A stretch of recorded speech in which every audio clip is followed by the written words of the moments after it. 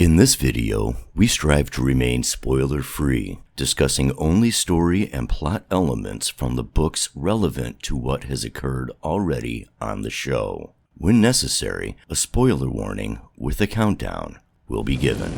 Hi everyone, I'm Rebecca. Hi Max. And I'm supposed to be the geeky hippie, but I don't feel like it tonight. I'm Glenn. Nice to meet you. How you doing tonight? Thanks for joining us. This is What the Adaptation. We're the review show that reviews adaptations from one form to another. This week, we continue with The Expanse, Season 1. What episode are we doing tonight, Max? Episode 7, Windmills. It was originally aired on January 19th, 2016.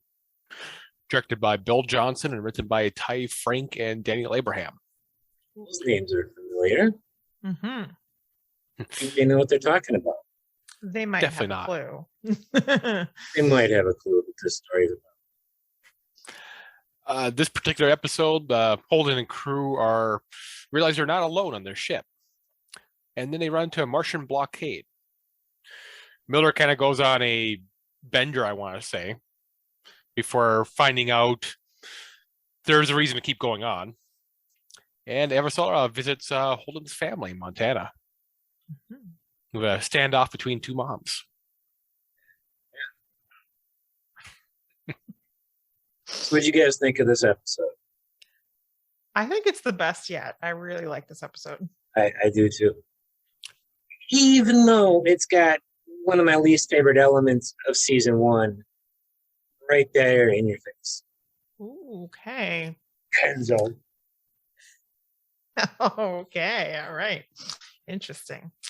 So we'll have some stuff to talk about there. What do you think, Max? I like the episode. I think this is about the episode where Avasarala really starts to, for me at least, like really starts like her story, even that had nothing to do with the books, really starts to show her almost human side, kind of. Yeah.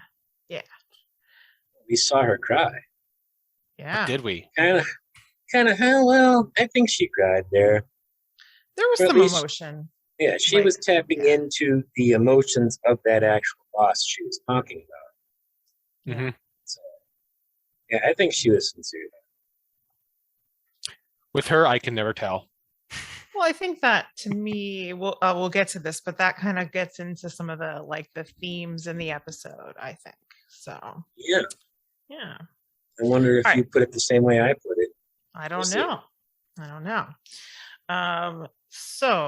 But before we get too far ahead of ourselves, so let's just kind of dial back and start where we usually do, talking about changes from the source material. There's quite a lot to talk about in this episode. So just starting off with some changes that we did like. Who wants to start us off? I'll go. Okay. I really liked all the Chrisjen stuff. And that's obviously a change because she's just not there. I also like the very much shortened series of events Miller goes through at this point in the story before he leaves. It's just in the story, in the book itself, it doesn't actually take long to get through. It just, he's there for like 4 or 5 days after he gets fired before he takes off. And I actually think he really comes into his own as a character. Yeah, he's been great so far, but he just gets better after he leaves the series. I think all of Miller's best stuff is post-series. So I'm just happy to see him finally get the hell out of it. Yeah, it was a good Miller episode, I would say. I mean, And the other one, I love Donkey Balls. I said it. I love Donkey Balls. So that whole scene, did Yes, that work for you? Yeah. Okay. Yeah. that story. All right, Max, do you want to add anything that you liked in terms of changes? Oh, so it's like the whole episode there. Yeah, I mean it's you pretty much, yeah. It is. So like I know the new guy they kind of found a ship was kind of a new thing. Oh yeah, Enzo. Yeah. Kenzo. And I was like, sort of like that to a point. Then it kind of grew on you later and as it went. Mhm. Definitely the Avasarala stuff with Holden's mom. Yeah. I mean, you can't not like that scene. Oh yeah. The Miller stuff, like you mentioned, so it's pretty much the whole episode. Everything's changed, and there wasn't really anything I disliked. So yeah. I mean, I guess I have to pretty much agree. Like, there's a lot of changes. I mean, every like separate aspect of the episode had some difference, to it, compared to the source material. And there's nothing I really didn't like. I'll also add in, because we didn't really specifically mention this. So obviously everything to do with Kenzo, we talked about that. That's all different. And then, Miller's whole part of Miller's storyline is really shortened. I'll just add in, this is where we're seeing, like, I mean, this has been throughout the season, but like the character of Octavia, and like that whole relationship that they have is completely different. And that's kind of coming to the point here. And I think that was pretty interesting. Like, I think I was unsure how I felt about that particular change going throughout the season. And I see the point, here at the end, that the way I would kind of look at it is like, for whatever reason, she's sort of presenting Miller this option to connect with a real person, a person who's right there in front of him. And he is not choosing that. He is instead choosing to chase after the windmill, to go searching for Dulcinea, aka Julie. So it's definitely giving us some insight into Miller's frame of mind, to have her interact with him in this way, and to have him just, have this option in front of him that he is turning aside from.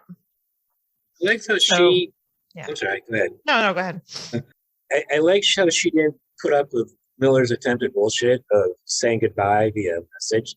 Yeah. We don't even know if it's a voice message or a text message. Either one is still pretty bad. Yeah. Especially since her relationship on the show with Miller is, I would say, more of a friend than a colleague, at least compared to how she is in the book. In the book, she's some partner who got stuck with him because she turned down somebody else's advances. Yeah. She got stuck with him. I can't even stress enough how much it is an entirely different character. Yeah. Like they have the same name for some reason, but the character is completely different. Yeah. The personality is totally different. And I like this Octavia Mouse. I really like this mouse. I like her as well. I think, good actress and interesting dynamic. And, as it's kind of been building over the course of the season, again, I think we're seeing the point of it all kind of play out here. Yeah. And you're right. She forced him to have this moment of decision face to face. And, I don't think she gave him a hard time or anything. Like, she's letting him know, like, I'll be there. I'll go with you. I'm here. I care about you, basically. And he's like, nope, can't go with me. And I don't know. It's after that moment they almost had last week. Yeah, right. After she shot those two. Yeah. I mean, and last week, I suppose there was some ambiguity there as far as like Miller's response, she was not in a good place the week before, right? She had gone through the trauma of having killed someone for the first time, and they're connecting over that. And then, he pulls away, and it's like, well, why did he pull away? Maybe he's pulling away because she's in a pretty dark place, so. Even worse than just pulling away. He pulled away as they were about to kiss. I figured it out. His mind was thinking about the case as they almost kissed, and then something breaks through in his head, and that's when he pulls away. That just makes it even more insulting. No, it's true, but my point is there was ambiguity there, at least in her mind and in the audience's mind as well. Yeah. Like, why did he pull away? And now it's very clear, so this is the clarifying scene where she's making it clearer and he's making it clearer. And so we just get a lot of insight into Miller's frame of mind through that scene. So anyway, I appreciate that like Miller's got some complex crap going around in his brain, which is, it's easy to do in a book when you're writing in his POV. It's hard to do on screen, but that scene helps quite a bit as far as helping us understand what the heck is going on in Miller's mind. Writers are that much. So I like the cartoon approach where you do the X-ray and a hamster wheel. Mm-hmm. Who's got to bring an animal in somehow or another? Well, I'm still trying to figure out that whole sequence. I think it was last week's episode. Might have been this, when it had to be last week, where he was all drunk in the apartment hole, as they call them, and he looks out the window and he sees the bird through the blinds, the shades. Week, I think. Was that this week? Yeah. And and he's just sitting there like entirely in trance, like at this bird hovering outside.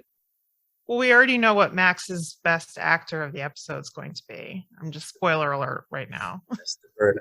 That was this episode. Yeah. That's a little bit of an odd addition. I mean, I guess it looks. I just wonder what the bird was supposed to symbolize for him. Not entirely. I know it's not the first time he's seen that bird. Yeah, no, because it's like he saw it when he was in Julie's apartment before. It was in the first episode there we saw it. That might have been at Julie's. I can't remember if he was in Julie's apartment in the first episode. It was definitely a station. Yeah. We've seen the bird a couple of times. Yeah.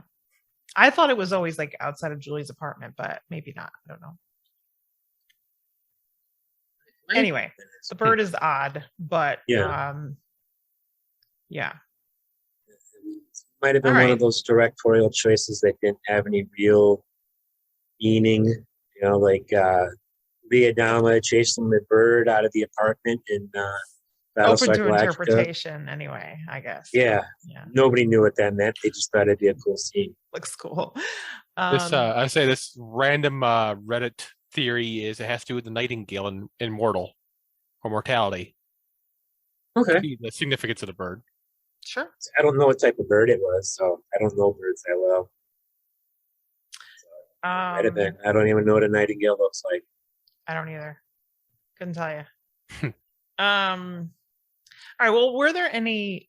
I think we've all kind of said there weren't really anything we really didn't like. Any like changes like that you weren't so crazy about? I mean, you mentioned Kenzo, Glenn. So do you not like Kenzo as a change? This episode, Kenzo's not that bad. Okay. From here on out, and then after this, it really just starts to annoy me. Okay. And yeah, all right, it gives them something to do on ship for the month it takes to get to Eros from wherever they were from Tycho. To beat on him. To beat on him, yes. Yeah, as you do. Well, he's Amos's punching bag. I mean, make him wait to pee. He should be everybody else's punching bag as well. I think Amos called dibs. Yeah. So, and I don't know if it's the actor just irks me because he kind of does. I don't think I've ever seen this guy in anything else that I could think of. Don't you think he's kind of supposed to be irritating? Like probably supposed to be irritating. Probably, but storylines where he's tangential or part of the storyline, but not the focus of the storyline, I'm okay with. Mm-hmm. But anything where he's the focus of it, just fine. Do we really have to? They're always finding ways to add just that much more interpersonal drama everywhere they can because they can't stand the idea of a drama television show without it being sopping wet with drama. It has to be like overflowing, like 20 gallons of water in a 5-gallon bucket. But I exaggerate. I mean, I'm not going to get ahead of myself and talk about like later Kenzo stuff, but I mean, I mostly like it in this episode. I have to say, This one's not there's so maybe bad. like one little bit of drama that I don't know how I feel about. So like overall, I do like Kenzo, in this episode. And I think, I think the way he interplays with the crew, to me, it fits in with the themes.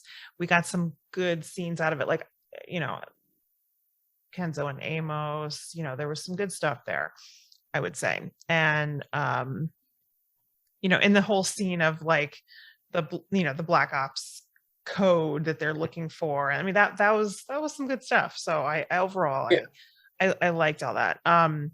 And this is not directly related to Kenzo, but basically the whole Holden versus Amos conflict escalated pretty high. And it wasn't Amos that escalated. No. I think Holden went a step too far, putting the gun to the back of Amos' head. Yeah.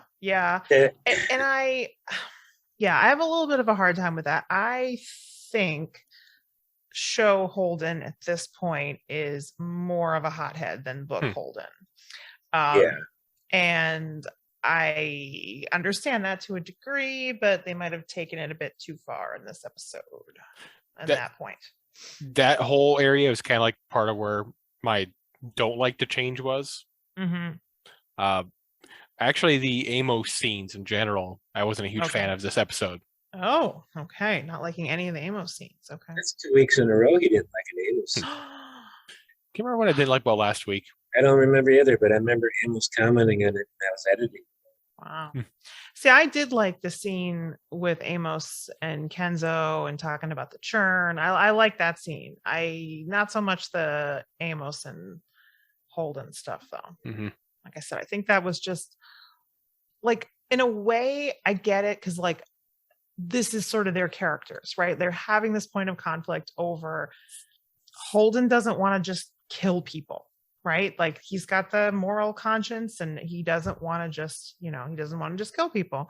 And then Amos, of course, is, Mr. Survival, Mr. Practicality. And if that means you have to just go in guns blazing, like that's what Amos will do. So I understand, like, that conflict in a way makes sense for them to have, but then it doesn't really make sense for Holden to just be like, I'm going to put a gun to your head, because he doesn't want to kill people. I mean, you're going to kill the person and you're served on ship with for who knows how long to prevent him from taking the lives of 2 random strangers who really couldn't care less about you. Yeah, and that's the thing, is like, I don't really know that I believe that Holden would obviously he wasn't going to shoot him, right? You see him hesitate. You see that he's not really going to do it. So it's not like I think they were trying to let us believe that Holden was really going to just shoot him. But like, would he even escalate it that far? Because like, and again, I feel like at this point, there should be a little bit more of that like bond of loyalty among the core crew. And I'm not really seeing that at this point. So I feel like there should be a little bit more of that that's developed at this point. And so that's really it. That's kind of, I guess, the one change that I don't like. And I'm talking myself into liking it less as I'm going. We can't even really call it character assassination, because when people made the character wrote it.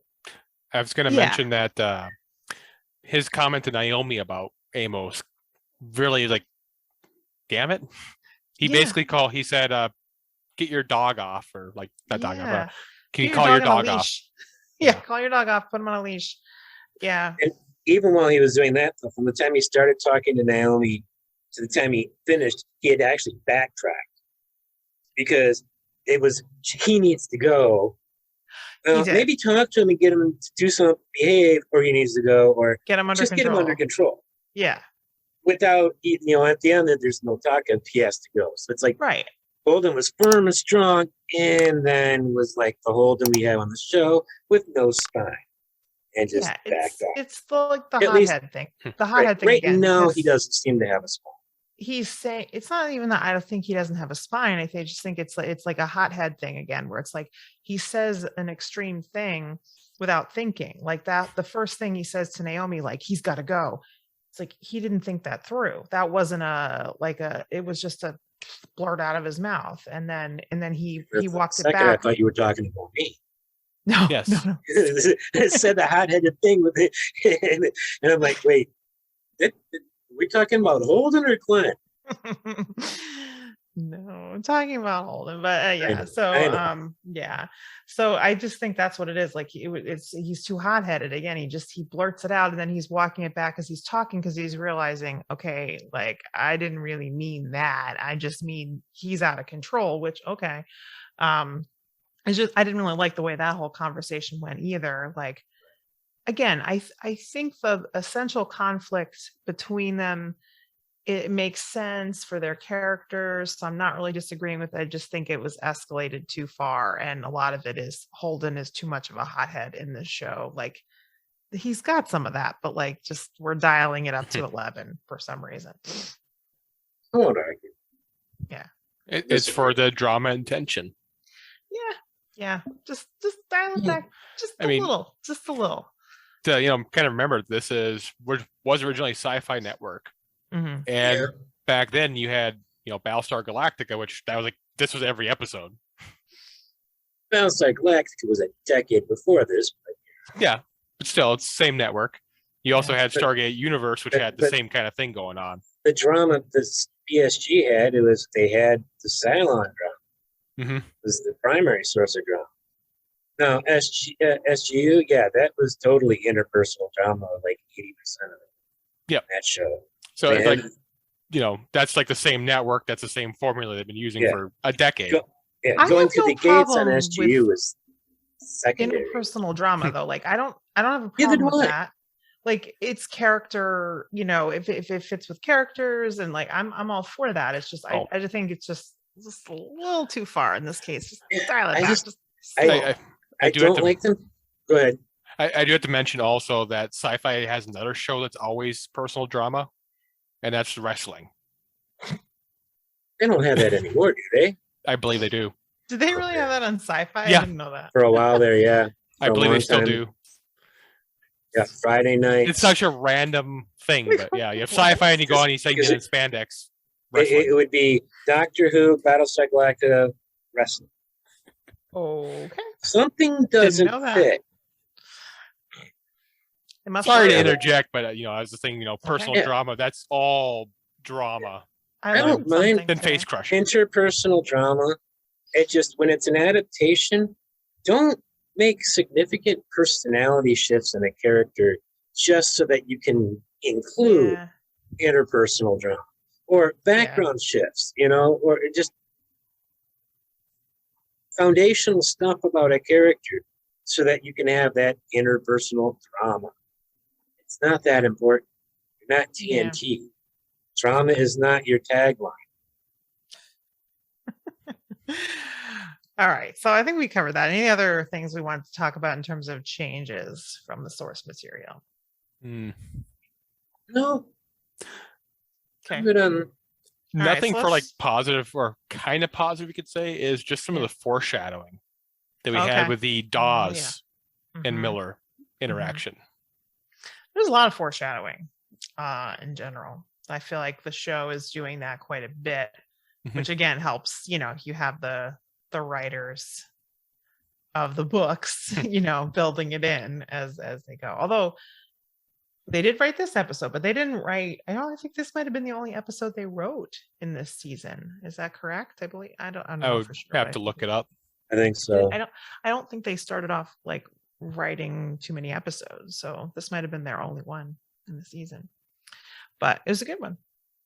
Okay, so let's talk about our scenes, favorite and most disliked scenes in the episode, starting with our favorites. I'll just start and throw out there, because I think we all might have this somewhat on our list, is pretty much everything for me with Avasarala and at least Holden, because there was some really good stuff there. I mean, fantastic acting, and just I don't know. I have nothing bad to say about those scenes. They're so good. That's the best scene. Well, I'm counting it as one scene, but that's the best sequence in the episode. Right. I mean, it's broken into parts, but I mean, it it's might all good. be one of the better episode sequences in this season so far. It's very memorable. I mean, when I think about Avasarala from season 1, that is the number one thing that comes to mind for her character in season 1. And you even have her in one of her most iconic looks. Not that that's totally relevant, but like just that image of her, the way she's dressed in the snow and everything. Cloak with the deep color look good. Yeah. So I love everything about those scenes. So I'm in 100% complete agreement. There's not even another scene that I would even think about. Yeah, nothing that really tops that. I mean, there's other good scenes, I think, but nothing that tops that. The two of them are just so good in that scene.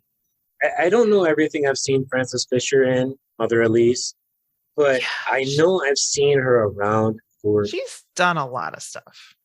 I just, as soon as I saw her on this, I'm like, I know that face. You know, I didn't know her name. I had to look her up, but I know I've seen her for years, and she's always good.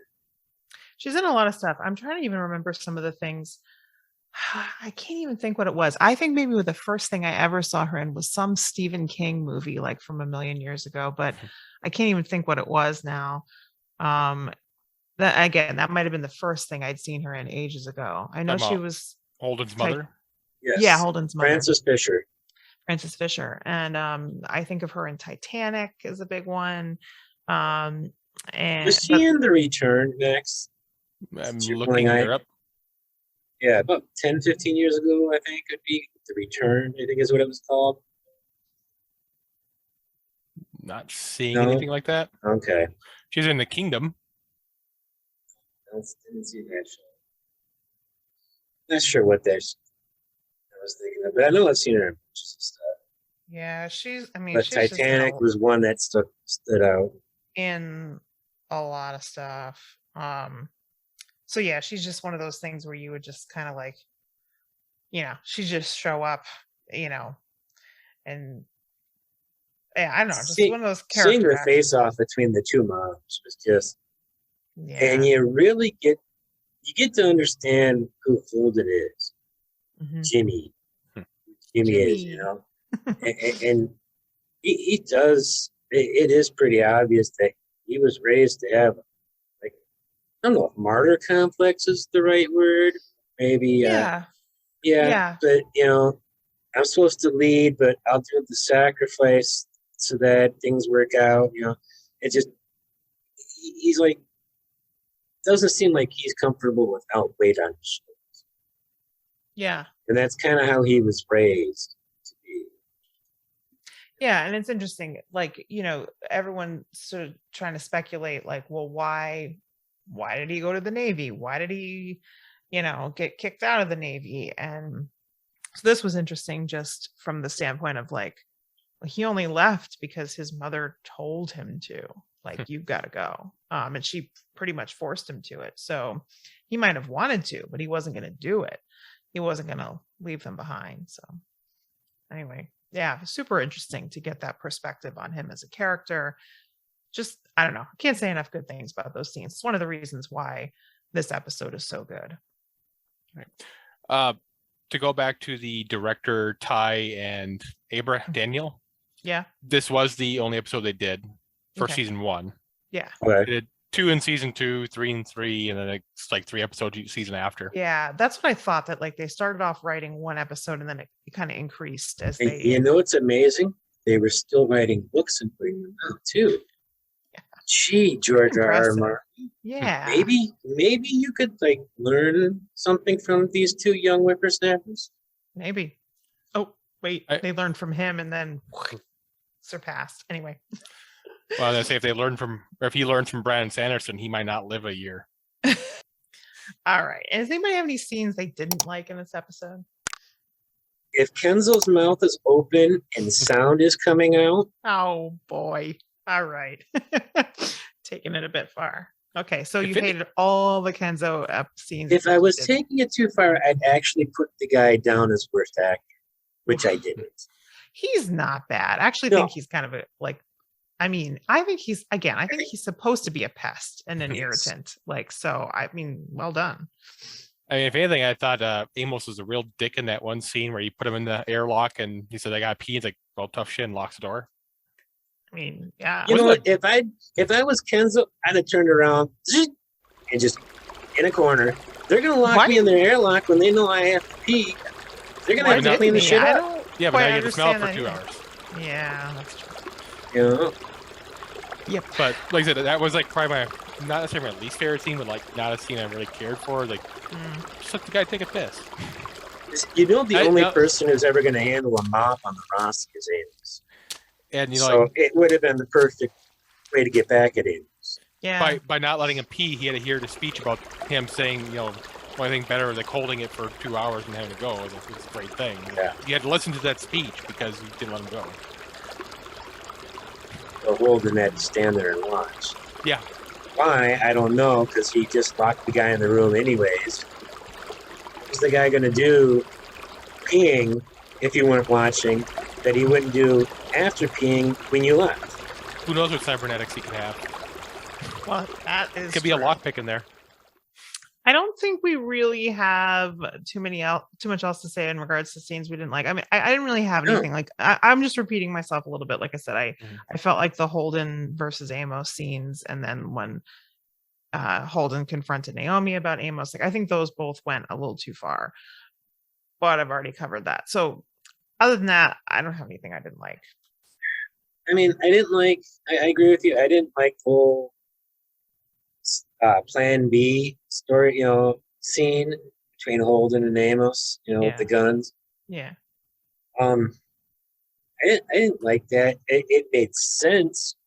Totally made sense for Amos to be doing that. Even just after what I've, not even going by what I've seen on the show, just by what I've read so far, the novellas that I've read and Leviathan Wakes. That would have been what Amos would have been doing while everybody was doing what they were doing. I have no doubt about that. Yeah. And And I would Holden want would Amos not to do that. want to like just shoot people. Hmm. Like, so that part again, I agree with. He would Right. argue against that. He would try to prevent that from happening. It's just, would he then put a gun to Amos's head? Yeah, I don't think so. But I think Amos Hmm. was doing the right thing. He was preparing Yeah. for an eventuality.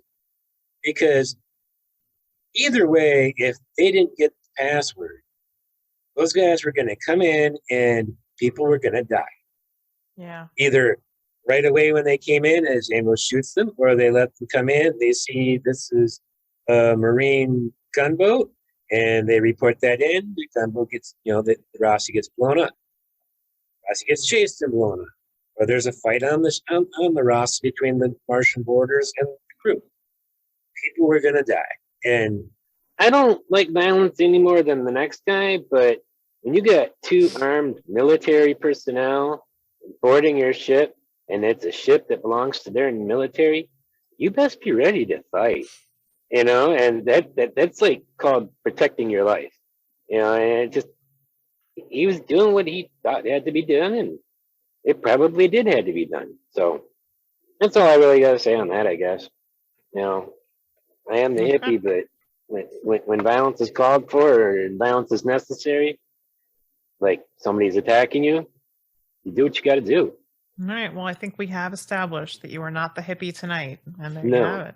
So, And here I'm No. thinking he had a really bad I'm like- position for trying to actually fight and take a stand there. Yeah, I'm a, Chances are he's just going to get blown to shit and did nothing. it's the shirt, Glenn. You're the just, shirt you're and the not- hair pulled back too. You're not used Yeah. to seeing me with the hair pulled back. That's true. It's You look true. like you've been at Home Depot today. I figured I'd go with a different shirt for once, So All right. where are we at next? So we're at actors. It's time to talk about actors we want to call out or shout out in this episode.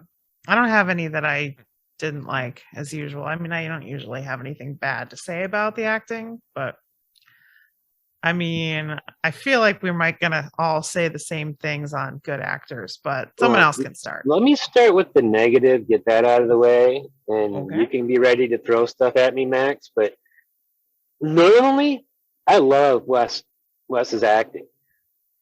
I just thought he was a little under par this episode. You know, Hey. Wow. he's one of my favorite actors on the show. I love Wes Chatham's acting. It just, this particular episode, he felt a little weak comparatively.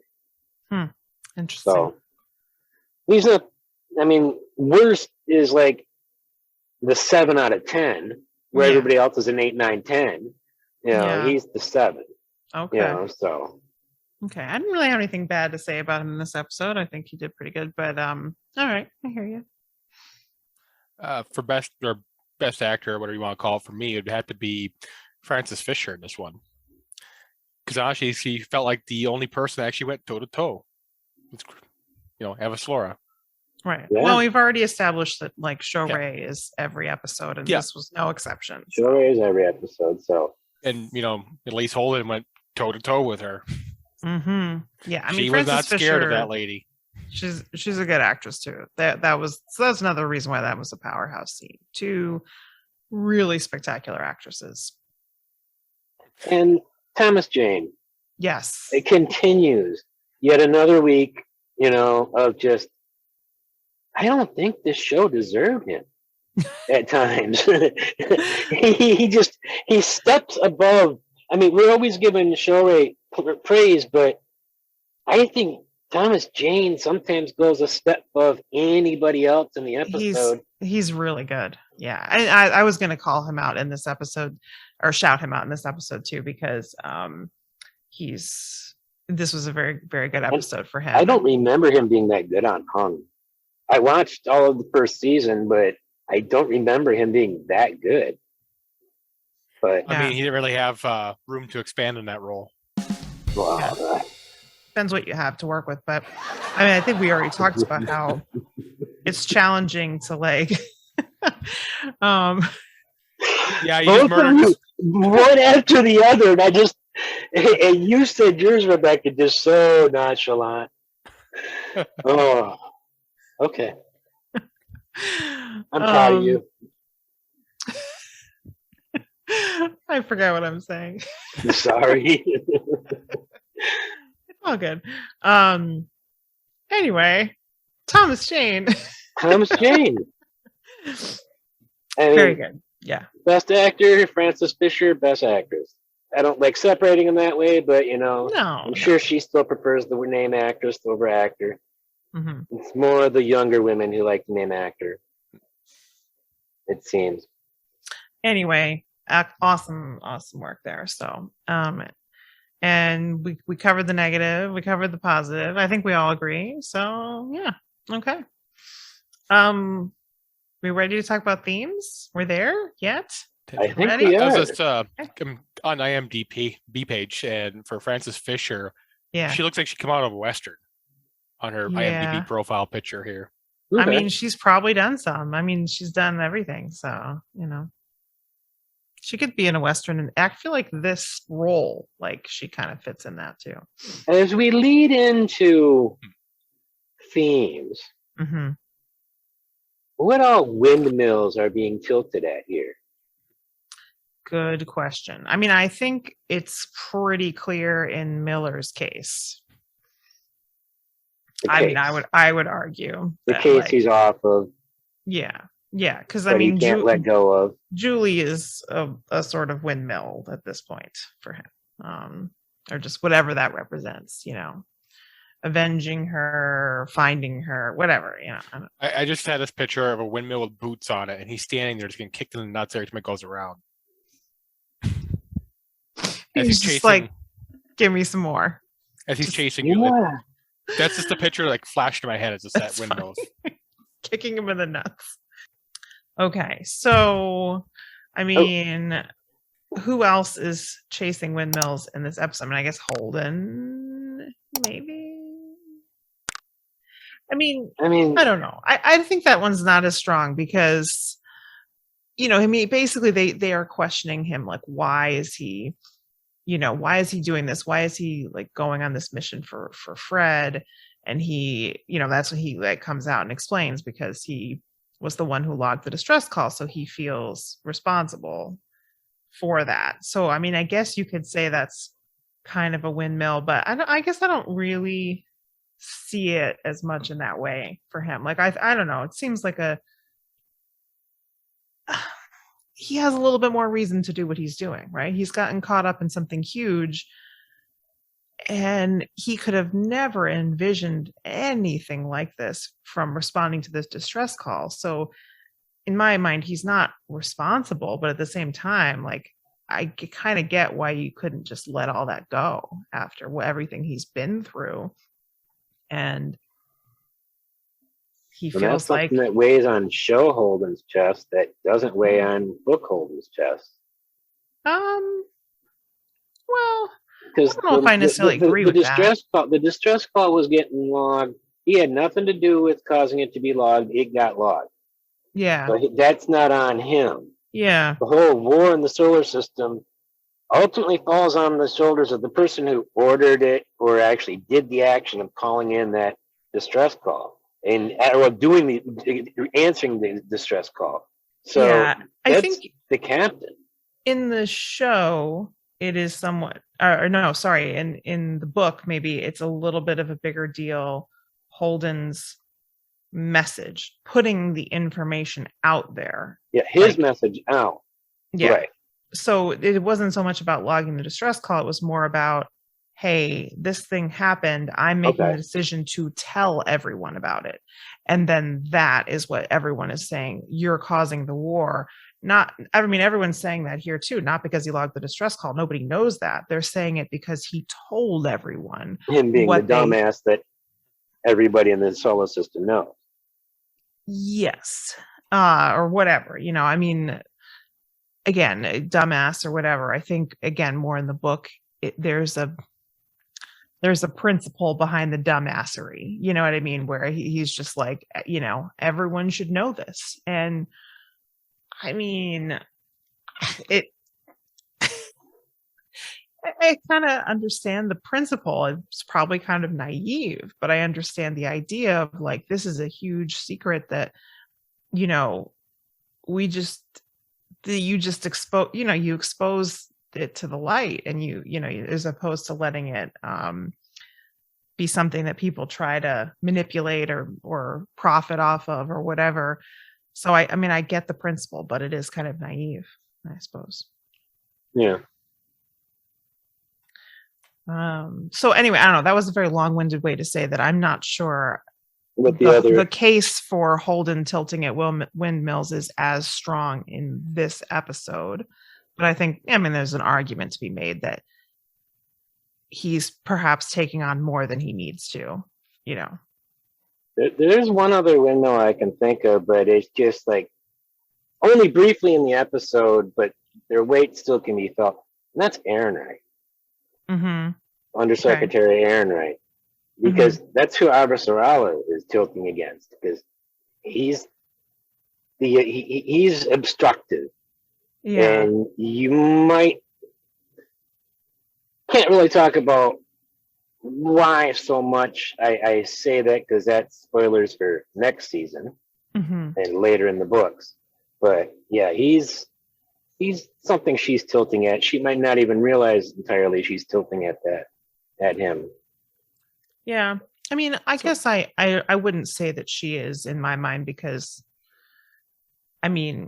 she's looking at big picture here. She realizes like the risk of war. And I think she realizes that what she's doing potentially has a bearing on whether or not there is a solar system wide war. So that's not a windmill. That's some serious business.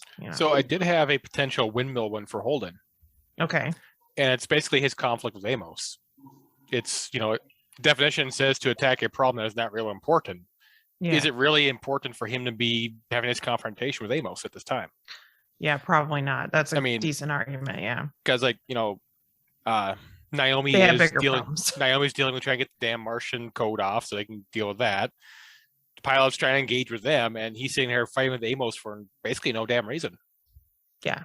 No, I that's would a just pretty let good Amos argument. do Amos's thing, but instead he makes this conflict that Just they have bigger problems, and Mhm. like Yeah. he and Amos should be like, they may have disagreements or different ways of approaching things, but like ultimately they have so few allies in the entire like galaxy, universe, whatever, that like they should be looking out for each other and not having a fight they don't need to have. Yeah, I guess they just need to have a Rochambeau session with each other once and then just be done with it.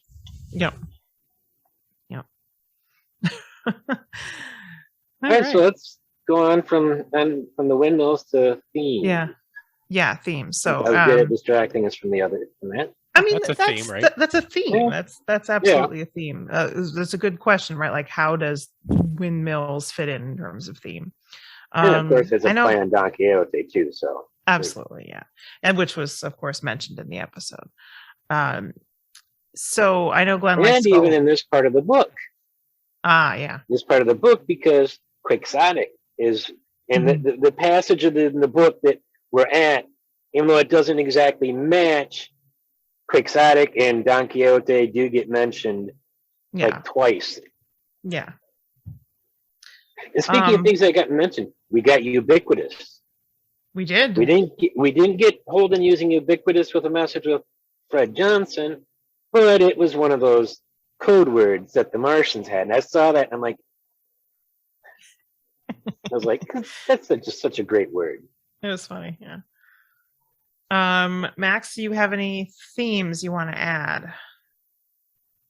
For this episode, honestly, I didn't really get too much excited from foreshadowing. That's even considered that a theme. Okay. Fair enough.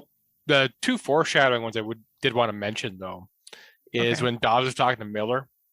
He said, when you have lost everything, or you haven't lost everything yet, when you do, you will know your way home and it will welcome you.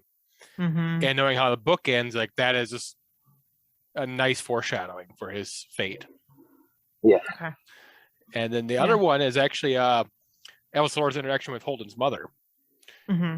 Their just their interactions kind of remind me of, and this is spoilers for the end of the TV series, how Holden kind of just gets one up on Avasarala at the end. Okay. And the only person who can go toe to toe with her was his mother. Yeah. And here's Holden just pulling this Uno reverse card on her at the end. Well, I suppose it's also just like, here, Avasarala is like trying to understand Holden. And that's like her first step in trying to figure out like, how is she going to like deal with this like wild card that like, she's someone who, she doesn't like that kind of like chaos, and he's, because he's Holden, he has this ripple effect with his actions that is chaotic. And and so she's trying to understand that as her first step of trying to control it. Mm-hmm. That'll come up again. And here I'm thinking she needs to read the Wheel of Time, because then she'll understand there's no point in her trying to understand a man. It's just not worth her time and effort. And also, Men are complicated. if she could channel, Saidar, then she might like learn that to control something, you got to like surrender or something. I don't know. I just think about the, oil and water. It's not even worth her time to try to figure out men. Just, Yeah. So in terms of themes, I feel like a lot of the themes in this episode revolve around bullshit in some way. Yes, you did it. Is that the same word you had? Bullshitting and / cutting through the bullshit is what I wrote. Yes, I absolutely feel like that. I mean, that's the theme, because no shit. So I mean, I guess we can both kind of talk about it, since that we both agree that that's kind of the theme. There's more bullshitting than cutting through the bullshit. Yeah, I mean, right. I would agree. In Montana. There's more. Yeah. Montana scenes were where most of the cutting through the bullshit came in. Like that was where we were cutting through. I think Miller,